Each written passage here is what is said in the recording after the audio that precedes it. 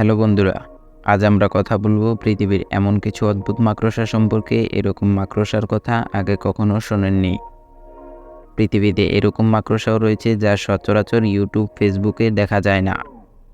তবুও আমরা আজকে এই মাকড়সা সম্পর্কে, 3টি মাকড়সা সম্পর্কে আলোচনা করব।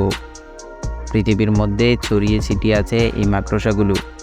এগুলো এতটাই অদ্ভুত যে এদের বিশ্বাস করাও অসম্ভব। ভিডিও না বাড়িয়ে চলুন দেখে নেওয়া যাক।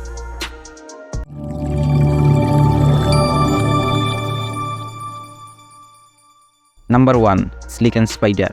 এটি পৃথিবীর সবচেয়ে বুদ্ধিমান মাকড়সাগুলোর মধ্যে একমাত্র। সাউথ আফ্রিকার জঙ্গলে বসবাসকারী এই মাকড়সা বাচ্চা দেওয়ার পূর্বে বাচ্চা বাঁচানোর জন্য এদের চারপাশে এক জাল তৈরি করে থাকে, যাতে তাদের বাচ্চা পর্যন্ত কেউ পৌঁছাতে না পারে। আর এইভাবে এই মাকড়সাগুলো অনেক ঘর বানিয়ে একটি করে ডিম রেখে দেয়। নিজের বাচ্চা সুরক্ষিত রাখার জন্য এই পদ্ধতি এই মাকড়সাগুলো ব্যবহার করে থাকে। নাম্বার 2, বার্ডিয়েটা স্পাইডার। এটা পৃথিবীর সবথেকে বড় মাকড়সা, যা পাওয়া যায় সাউথ আমেরিকান বৃষ্টিনির্ভর এলাকাগুলোতে। এই মাকড়সা পাখি কেকু নামেও পরিচিত। এটা বড় হওয়ার কারণে ব্যাঙ, সাপ, ইঁদুর, পাখি ও টিকটিকি ইত্যাদি সহজে খেয়ে ফেলতে পারে। এটার মূল আকর্ষণ হলো গায়ের পশম। এর গায়ের পশম বড় হওয়ার কারণে এরা সহজে লুকিয়ে ফেলতে পারে। Number 3, brown recluse spider. এই মাকড়সা বিশ্বের সবচেয়ে ভয়ঙ্কর মাকড়সা। তারা অন্ধকার জায়গায় থাকে।